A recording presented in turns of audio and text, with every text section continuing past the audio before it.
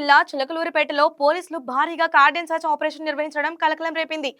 Andhra colony Sanjeev Nagar ప్రాంతాల్లో Narasaraopet incharge DSP Hanumantharao ఆధ్వర్యంలో సుమారు 90 మంది పోలీసుల సిబ్బంది పాల్గొని ఈ తనిఖీలు చేపట్టారు. ఈ సందర్భంగా ప్రజలకు చట్టాలపై అవగాహన కల్పిస్తూ ముఖ్యంగా యువత గంజాయి వంటి మత్తు పదార్థాలకు దూరంగా ఉండాలని సూచించారు. గంజాయి అలవాటు యువతలను నాశనం చేస్తుందని ఆయన ఆందోళన వ్యక్తం చేశారు. ఈ ఆపరేషన్ లో 7 అనుమానితులు, 4 రౌడీ షీటర్లను గుర్తించినట్లు పోలీసులు తెలిపారు.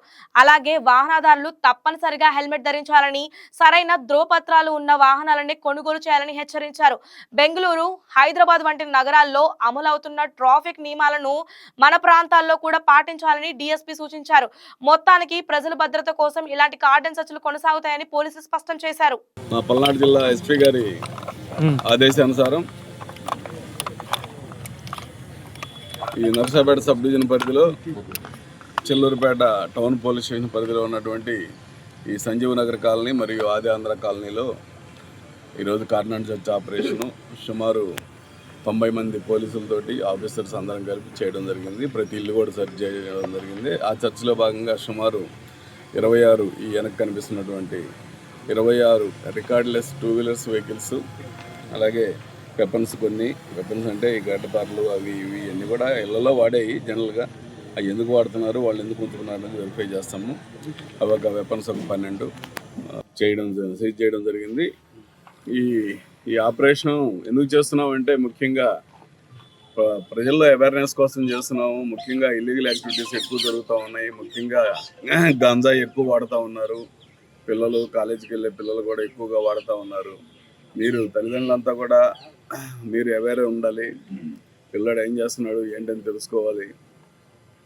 అదేవిధంగా అదర్ ఇల్లీగల్ యాక్టివిటీస్ ఏమైనా ఉన్నాయా ఇవన్నీ కూడా కంట్రోల్ చేయడం కోసం, ప్లస్ కమింగ్ ఎలక్షన్స్, రేపు రాబోయే లోకల్ బాడీ ఎలక్షన్స్లో ఎలాంటి గొడవలు లేకుండా చేసుకోవాలన్న ఉద్దేశంతో ఇప్పటి నుంచే మేము అందులో భాగంగానే ఈ కార్డన్ సర్చ్ ఆపరేషను ప్రతి ఇంపార్టెంట్ ఏరియాలో చేయడం జరుగుతుంది. అందులో భాగంగానే ఇది చేయడం జరిగింది. ఇక్కడ ఈ సంజీవ్ నగర్ కాలనీ కానీ ఆంధ్ర కాలనీ కానీ సుమారు ఒక 7 సస్పెక్ట్లు ఉన్నారు, అంటే దొంగతనం చేసేటువంటి వాళ్ళు. అలాగే 4 ఇంపార్టెంట్ రౌడీ షీటర్స్ కూడా ఉన్నారు. వాళ్ళందరినీ కూడా ఇప్పుడు సెర్చ్ చేయడం జరిగింది. వాళ్ళల్లో 5 రౌడీ షీటర్లు ఇళ్లలో ఉన్నారు.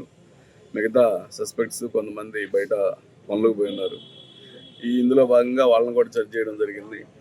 సో ఏదేమైనా ప్రజలకి చెప్పేది ఏంటంటే మీ ద్వారా మీరు ముఖ్యంగా ఇల్లీగల్ యాక్టివిటీస్, ముఖ్యంగా గంజాయి విషయంలో చాలా జాగ్రత్తగా ఉండాలి. మీరు ఉండాలి, మీ పిల్లలు ఉండాలి. ఏదున్నా కానీ పోలీసు వారికి 112కి ఫోన్ చేసి, లేదా మీరు 100కి చేసినా సరే వెంటనే కాల్ వస్తుంది మాకు.